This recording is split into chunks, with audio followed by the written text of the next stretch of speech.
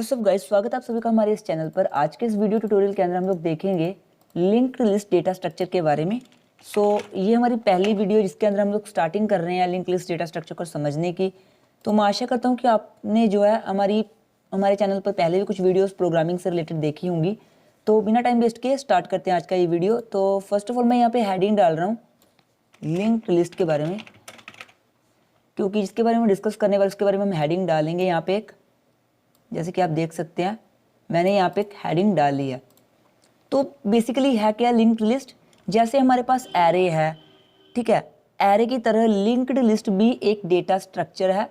और data structure का काम क्या होता है? डेटा को एक एफिशिएंट और ऑप्टिमल तरीके के साथ स्टोर करवाना, ताकि प्रोसेसर का कम से कम टाइम लगे और हमारा काम भी हो जाए, ठीक है ना।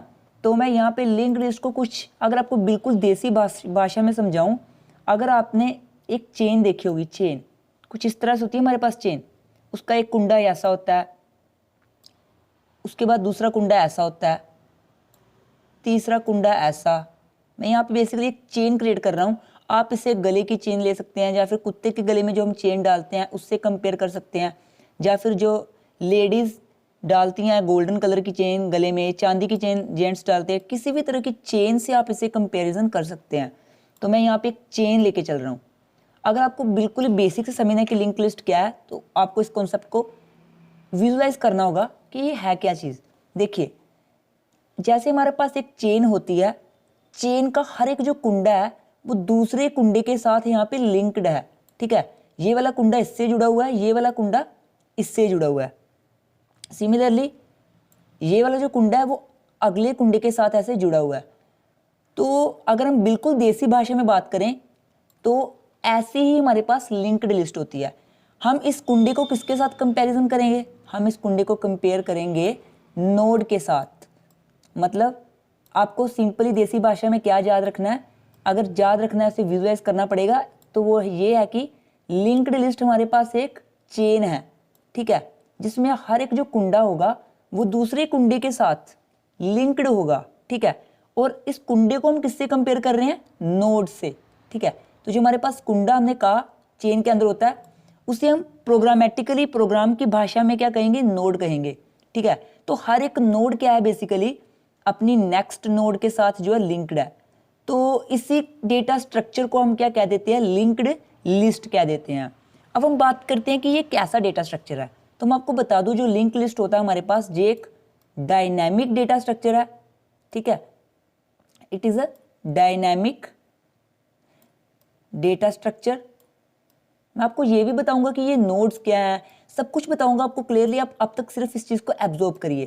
तो हमारे पास जो लिंक लिस्ट है ये एक डायनामिक डेटा स्ट्रक्चर है। इस चीज़ को आपको हमेशा दिमाग में याद रखना है। डायनामिक डेटा स्ट्रक्चर का मतलब है, अगर हम बात करें एरे की, सपोज कर लेते हैं कि मैंने यहाँ पे एक एरे बनाया, इंटीजर का मैंने लिखा इंट ए, ठीक है। मैं एरे की एग्जाम्पल दे रहा हूँ और मैंने उसका साइज रख दिया यहाँ पे 50, ठीक है।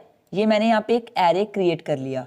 अब जब मैंने इस एरे को क्रिएट किया तो होगा क्या? बेसिकली जब मैंने इस एरे को क्रिएट किया, मेरे कंप्यूटर की मेमोरी के अंदर एक तरह से आप कह सकते हैं कि 50 वेरिएबल्स, इंटीजर वेरिएबल्स की जो स्पेस है वो एलोकेट हो चुकी है।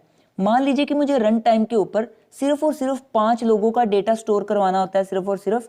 तो बाकी की जो 45 मेरे पास डेटा एलोकेशन प्लेसेस थी, वो सभी की सभी मेरी क्या हो गई? बेकार हो गई। उसी तरह अगर मान लीजिए रन टाइम पर आपको 100 लोगों का डेटा स्टोर करवाना पड़ जाता है, तो ये स्पेस क्या पड़ेगी आपके लिए? कम पड़ जाएगी।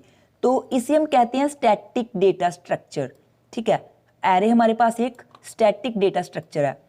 तो इसका फिक्स साइज होने के कारण ये इतना एफिशिएंट नहीं रहता, इसलिए हमने इंट्रोड्यूस करवाया लिंक्ड लिस्ट को, ठीक है। तो लिंक लिस्ट मैंने आपको स्टार्टिंग में समझाया कि आपको उससे किससे कंपेयर करना होगा। आपको सिंपली लिंक लिस्ट को कंपैरिजन करना है एक चेन के साथ। इस चेन का हर एक कुंडा जो है उसको अपने नोड क्या देना है, और ये चेन जो है पूरी की पूरी एक लिंक्ड लिस्ट है। अब हम समझेंगे कि नोड क्या होती है। मैंने कहा कि जैसे चेन के अंदर हर एक कुंडा दूसरे कुंडे के साथ लिंक्ड होता है, सिमिलरली हमारे पास लिंक्ड लिस्ट के अंदर क्या होगी? नोड्स, और हर एक नोड अगली नोड के साथ क्या होगी? बेसिकली लिंक्ड होगी। और होता क्या है, जो डेटा हम स्टोर करवाते हैं वो नोड्स के अंदर स्टोर होता है in case of a linked list. तो सबसे पहले मैं आपको ये समझाने की कोशिश करूंगा यहाँ पे कि हमारे पास जो नोड क्या होती है। ठीक है, तो मैं सब कुछ इरेज कर रहा हूँ यहाँ पे। ठीक है, मैं यहाँ पे इरेज कर रहा हूँ उसको और आपको जल्दी से मैं समझाऊंगा। हम पूरे की पूरी अच्छी तरह से इंप्लीमेंट करेंगे। अब बस इस कोर्स के साथ बने रहिए, मैं आपको ये भी बताऊंगा कि कैसे कैसे हमने इंप्लीमेंट करना है। तो अब नोड स्ट्रक्चर डिफाइन करेंगे। मैं ये लिखूंगा नोड। ठीक है, एक्चुअली मेरे पास स्टाइलस नहीं है, मैं माउस से चलाता हूँ, इसलिए थोड़ा सा सही नहीं लिखा जा रहा, बट आपको बस इसको समझना है। तो यहाँ पे मेरे पास मैं नोड लिख दिया मैंने। अब मैं आपको बताऊंगा कि नोड का स्ट्रक्चर कैसा होता है। देखिए, नोड एक डिब्बा है। ठीक है, एक डिब्बा। हमारे पास अलग अलग तरह की लिंक्ड लिस्ट होती हैं, बट मैं सिंपली इस टाइम पे फोकस कर रहा हूँ आपको ये समझाने के लिए कि एक सिंपल लिंक लिस्ट क्या है। ये हमारे पास क्या रहेगी, नोड रहेगी। मतलब ये एक विजुअल कॉन्सेप्ट है नोड का। अगर हम जब भी बात करेंगे नोड की, तो उसके अंदर दो फील्ड्स हैं। एक फील्ड हमारी ये वाली है और एक फील्ड हमारी ये वाली है। ठीक है, अब जो हमारे पास पहली फील्ड होगी ना, उसको हम क्या कहेंगे, डेटा फील्ड। यहाँ पे मैं लिख देता हूँ डेटा। जैसे हम एरे के अंदर डेटा स्टोर करवाते हैं, तो ऑब्वियसली डेटा स्ट्रक्चर क्या है, इसमें भी तो हम डेटा को ही स्टोर करवाएंगे। जो हमारे पास मतलब लिंक लिस्ट डेटा स्ट्रक्चर, इसमें हम डेटा स्टोर करवाएंगे। तो जो डेटा स्टोर होगा वो नोड की डेटा फील्ड के अंदर क्या होगा, बेसिकली स्टोर होगा। तो बात आ जाती है कि दूसरी फील्ड कौन सी है नोड के अंदर। ठीक है, नोड को मैं आपको विजुअलाइज करके बता रहा हूं। तो नोड के अंदर जो दूसरी फील्ड आती है वो आती है नेक्स्ट नोड का एड्रेस फील्ड। मतलब जैसे कि मैंने आपको बताया कि लिंक लिस्ट को आप कंपेयर कीजिए एक चेन के साथ, हर एक कुंडा दूसरे कुंडे के साथ लिंक्ड है। तो अगर इसमें हम बात करें, हमने कुंडे को प्रोग्रामेटिकली किससे कंपेयर कर दिया, यहाँ पे हमने प्रोग्रामेटिकली से नोड के साथ कंपेयर कर दिया। और अब हर एक नोड अगर दूसरे नोड के साथ लिंक्ड है, तो ऑब्वियसली उनके बीच में कोई ना कोई कनेक्शन तो होगा ना। तो बेसिकली जो नोड होती है हमारे पास, ये क्या करती है, नेक्स्ट नोड का एड्रेस भी अपने अंदर कंटेन करती है। तो इसका मतलब जो इसके अगले वाली नोड होगी, उसका एड्रेस हमारे पास इस एड्रेस फील्ड के अंदर होगा। तो मैं आशा करता हूं आपको ये समझ आया। तो ये हमारे पास बेसिकली क्या होता है, नोड। तो मैंने आपको समझाया सिंपली लिंक लिस्ट क्या है, एक डायनामिक डेटा स्ट्रक्चर है। मतलब इसमें हमें जितनी डेटा वैल्यूज को स्टोर करवानी है उतनी डेटा वैल्यू स्टोर हम करवा सकते हैं during the run time of a program. होता क्या, रन टाइम के दौरान ही जो मेमोरी एलोकेट होती है। ठीक है, रन टाइम्स के दौरान हम नोड्स को क्रिएट करते हैं और सभी तरह के ऑपरेशंस हम परफॉर्म करते हैं। इसमें कोई लिमिट नहीं है कि हम इतने ही डेटा को स्टोर करवा सकते हैं। सो इसे हम लिंक लिस्ट में नोड कहते हैं। अब हम देखते हैं कि कैसे हम नोड का स्ट्रक्चर जो है उसे डिफाइन करते हैं। तो चलिए देखते हैं कैसे हम नोड का स्ट्रक्चर डिफाइन करते हैं। तो गाइस, अब हम बात करेंगे नोड के बारे में। तो मैंने आपको बताया कि नोड क्या है, एक ऐसा यूनिट रहेगा हमारे पास लिंक्ड लिस्ट के अंदर जिसके अंदर हम डेटा को स्टोर करवाएंगे। ठीक है, तो अब होता क्या, बेसिकली नोड को क्रिएट कैसे किया जाता है उस चीज को समझते हैं। इसका स्ट्रक्चर कैसे हम डिफाइन करेंगे उस चीज को समझेंगे। मैंने आपको कहा कि नोड जो है हमारे पास, इसके अंदर दो फील्ड्स हैं। ठीक है, एक फील्ड है हमारे पास डेटा फील्ड जो डेटा कंटेन कर रही है, जैसे कि आप देख सकते हैं। एक फील्ड हमारे पास एड्रेस फील्ड है जिसे हम कहेंगे लिंक फील्ड, जो क्या कंटेन कर रही है, जो कंटेन कर रही है basically address of the next node. तो जैसे कि आप यहाँ पे देख सकते हैं कि हमारे पास दो फील्ड्स प्रेजेंट है। अब हमारे पास कैसे हम इसे, इसका स्ट्रक्चर कैसे डिफाइन करेंगे, ये देखिए। अब हमारे पास कोई ऐसा, आप खुद से सोचिए, आपके पास कोई ऐसा डेटा टाइप है सी प्लस प्लस या किसी भी प्रोग्रामिंग लैंग्वेज के अंदर जिसमें दो वैल्यूज आप स्टोर करवा पाएं। अब हम अगर बात करें डेटा की, तो डेटा मान लीजिए इंटीजर रहेगा, कुछ भी एक वेरिएबल रहेगा, इंट वैर इंट कैरेक्टर कुछ भी। तो मान लेते हैं कि डेटा हमारा इंटीजर रहेगा, कुछ भी हम डेटा नाम का वेरिएबल बना लेंगे वो रहेगा। अगर हम दूसरी साइड बात करें एड्रेस फील्ड की, जिसके अंदर क्या होगा, जो नेक्स्ट नोड होगी हमारी उसका एड्रेस प्रेजेंट होगा। ठीक है, इसके आगे जो नोड प्रेजेंट होगी उसके आगे फर्दर ऐसा ही चलता रहेगा सीरीज में। तो एड्रेस जो हमारा होगा बेसिकली वो क्या है, वो तो एक पॉइंटर है। हमने पढ़ा है कि pointer is a variable which stores the address of another variable. तो इसका मतलब हमें एक पॉइंटर चाहिए। ठीक है, एक हमें पॉइंटर चाहिए यहाँ पे, एक हमें चाहिए यहाँ पे पॉइंटर। और अगर हम बात करें, एक हमें चाहिए डेटा स्टोर करने के लिए। तो कैसे कोई भी ऐसा डेटा टाइप हमारे पास नहीं है किसी भी प्रोग्रामिंग लैंग्वेज में जो साथ ही में डेटा को स्टोर करवाए और साथ ही में एड्रेस को स्टोर करवाए। तो इसके लिए हमारे पास बेसिकली क्या होता है, इसके लिए हमारे पास यूजर डिफाइंड डेटा टाइप बनाना पड़ता है हमें। हमें अपना एक ओन डेटा टाइप क्रिएट करना पड़ता है। ये पूरा का पूरा आपको मैं बता रहा हूँ कि ये पूरा का पूरा जो हमने नोड देखी ना, ये वाली नोड, ये एक डेटा टाइप है, ठीक है। जैसे इंट फ्लोट कैरेक्टर एक डेटा टाइप है, वैसे ये भी एक डेटा टाइप है, बट ये क्या होगा हमारा यूजर डिफाइंड डेटा टाइप। तो यूजर डिफाइंड डेटा टाइप हम कैसे बनाते हैं? स्ट्रक्चर की मदद से। तो इसकी जब हम इसका स्ट्रक्चर डिफाइन करेंगे तो कैसे करेंगे? हम लिखेंगे यहाँ पे स्ट्रक्ट, अगर मैं थोड़ा गलत लिख दूँ तो माफ कीजिएगा, क्योंकि मेरे पास स्टाइलस नहीं है एक्चुअली। मैंने यहाँ पे लिखा है स्ट्रक्ट, ठीक है। मैं यहाँ पे लिखूंगा स्ट्रक्ट, और उसके बाद हम इसका, क्योंकि हम इस नोड का स्ट्रक्चर डिफाइन कर रहे हैं, इसमें यहाँ पे नोड रखूंगा, कुछ भी रख सकते हैं, बट क्योंकि हम यहाँ पे कर रहे हैं नोड को डिफाइन, इसलिए मैं यहाँ पे नोड लिखूंगा, स्ट्रक्ट नोड। और उसके बाद हमें क्या करना होता है? यहाँ पे लगानी होती है पैरेंथेसिस, कर्ली ब्रैकेट, सॉरी। और उसके बाद देखिए हमारी नोड के अंदर दो फील्ड्स हैं। एक तो हमारे पास डेटा फील्ड है, जो कि जिसमें डेटा स्टोर होगा हमारा। यहाँ पे मैं लिख दूंगा इंट डेटा, ठीक है, इंट डेटा।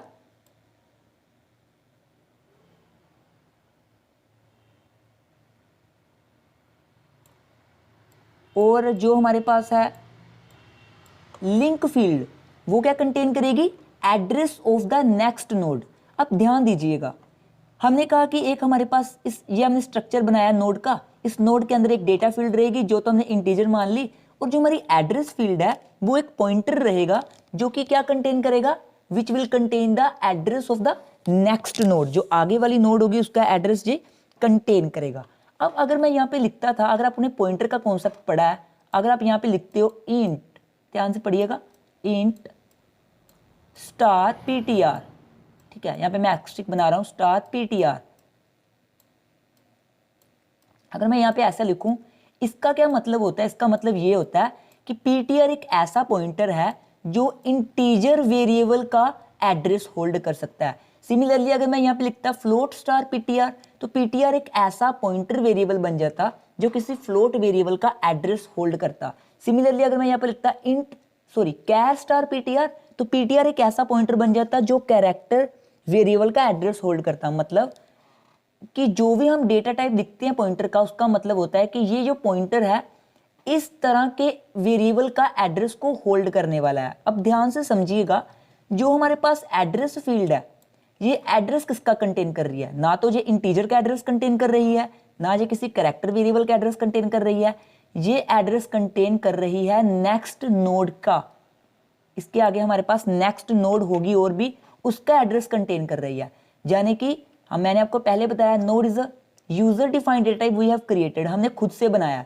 तो जो हमारा एड्रेस फील्ड होगा वो क्या होगा? एक पॉइंटर होगा, और उस पॉइंटर का डेटा टाइप क्या होगा? क्योंकि ये एक नोड का एड्रेस कंटेन कर रही है, तो डेटा टाइप भी हमारे पास जो रहेगा वो ये ही रहेगा, ये वाला, ठीक है। Struct node will be the data type of a pointer. क्योंकि ये किसी नोड का एड्रेस कंटेन करने वाली है, तो उसका डेटा टाइप भी हम यही लिखेंगे। तो मैं सिंपली यहाँ पे लिखूंगा स्ट्रक्ट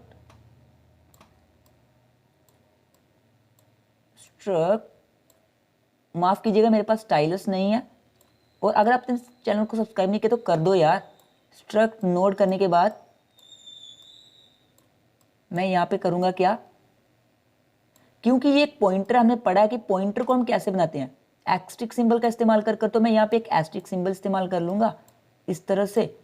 और उसके बाद इसका जो हम नेम रखेंगे वो रखेंगे लिंक, ठीक है, लिंक। ये कॉन्सेप्ट क्लियर होना बहुत ज़्यादा इंपॉर्टेंट है, क्योंकि अगर आपको ये समझ में आ गया ना एक बार, अगर आपको समझ नहीं आया तो आ जाएगा, क्योंकि टाइम लगता है। मुझे पर्सनली ये चीज़ पता है कि डेटा स्ट्रक्चर्स में बहुत ज़्यादा टाइम लगता है इन चीज़ों को समझने में। तो यहाँ पे हम इसको बंद कर देंगे, और जब ये, इससे आप समझ सकते हैं कि हमारा जो नोड का स्ट्रक्चर है वो डिफाइन हमने कर दिया है। इतने हमने नोड का स्ट्रक्चर डिफाइन कर दिया है। तो सिंपली नोड क्या है? एक यूजर डिफाइंड डेटा टाइप जो कि हम लिंक लिस्ट में खुद से क्रिएट करते हैं, जिसमें हम दो फील्ड्स बनाते हैं, एक डेटा फील्ड और एक एड्रेस फील्ड। डेटा फील्ड के अंदर क्या रहेगा? हमारा डेटा रहेगा, जो भी हम डेटा स्टोर करवाना चाहते हैं, और एड्रेस फील्ड के अंदर क्या रहेगा? Address to a next node, जो अगली वाली नोड है उसका एड्रेस रहेगा। डेटा फील्ड तो हमने सिंपली इंटीजर लेके चले हैं यहाँ पे। अगर हम बात करें यहाँ पे एड्रेस फील्ड की, तो ये जो एड्रेस फील्ड है ये नेक्स्ट नोड का एड्रेस कंटेन कर रही है। तो जिस तरह का एड्रेस कोई फील्ड कंटेन करता है उसका डेटा टाइप भी वैसा ही होता है। तो ये एक नोड का एड्रेस कंटेन कर रही है, इसका डेटा टाइप हमने ये वाला बनाया, स्ट्रक्ट नोड। ठीक है, तो अब हमें जब भी नोड बनानी होगी हम क्या करेंगे, डायनामिकली इस डेटा टाइप यानी कि इस नोड का एक पॉइंटर क्रिएट करेंगे डायनामिकली। उस पॉइंटर की मदद से हम क्या कर पाएंगे, इन दोनों फील्ड्स को एक्सेस कर पाएंगे, उसमें डेटा साइन करवाएंगे, और कैसे कैसे हम अगले ऑपरेशंस परफॉर्म करवाने वाले हैं वो आप देखिएगा। तो मैं आशा करता हूँ कि आपको ये बेसिक कॉन्सेप्ट समझ में आया कि लिंक लिस्ट का जो बेसिक था कि क्यों हम एरे के बजाय लिंक लिस्ट इस्तेमाल करें। और दूसरा कारण हमारे पास ये रहता है, सबसे बड़ा कारण जो है लिंक लिस्ट इस्तेमाल करने का वो यही है क्योंकि इसमें हम डायनामिकली जितनी मेमोरी हमें चाहिए उतनी एलोकेट कर सकते हैं। ठीक है, तो आई होप कि आपको ये समझ में आया। और ये बहुत इंपॉर्टेंट है स्ट्रक्चर का नोड समझना, नोड ऑफ स्ट्रक्चर समझना, स्ट्रक्चर ऑफ नोड समझना, स्ट्रक्चर जो है नोड का समझना बहुत ज़्यादा इंपॉर्टेंट है। तो हमने यहाँ पे अपना खुद का यूजर डिफाइंड डेटा टाइप इस्तेमाल करते हैं हम लिंक्ड लिस्ट के अंदर, जो कि हमारे पास नोड होती है। तो आपको कौन कौन से कॉन्सेप्ट्स का पता होना चाहिए, अगर आपको लिंक लिस्ट पढ़नी है तो आपको पॉइंटर्स का थोड़ा बहुत पता होना चाहिए, फिर आपको डायनामिकली मेमोरी एलोकेशन का भी पता होना चाहिए, क्योंकि अब ये जो डेटा टाइप हमने यहाँ पे बनाया है हम इसके लिए जो मेमोरी एलोकेट करेंगे वो डायनामिकली करेंगे। तो उसके लिए आपको अगर आप हमने इसे C++ में करना है, अगर आप सी में करते हैं तो आपको मैलोक फंक्शन के बारे में पता होना चाहिए, MALLOC। ठीक है, इसके बारे में पता होना चाहिए।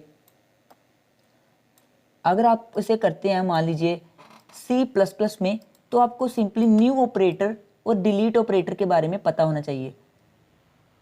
और सी के अंदर मेमोरी को फ्री करने के लिए हम फ्री फंक्शन का इस्तेमाल करते हैं। ठीक है, तो बेसिकली आपको इन चीज़ों का यहाँ पे पता होना जरूरी है। तो इन बेसिक कॉन्सेप्ट्स के साथ आप बिल्कुल इजीली समझ सकेंगे कि क्या होती है हमारे पास लिंक लिस्ट। मैं आशा करता हूँ कि आपको वीडियो अच्छी लगी। अगर वीडियो अच्छी लगी तो यार प्लीज़ इस वीडियो को लाइक कीजिएगा, चैनल को पक्का से सब्सक्राइब करिएगा। मैं आपसे वादा करता हूँ कि आपको लिंक लिस्ट की बहुत ही अच्छी सी वीडियोस बनाकर बताऊंगा कि क्या होती है ये। तो मिलते हैं आपके साथ अगली वीडियो में। आपको कुछ समझ नहीं आया तो भी कमेंट कीजिएगा। मिलते हैं आपके साथ अगली वीडियो में, तब तक के लिए बाय बाय।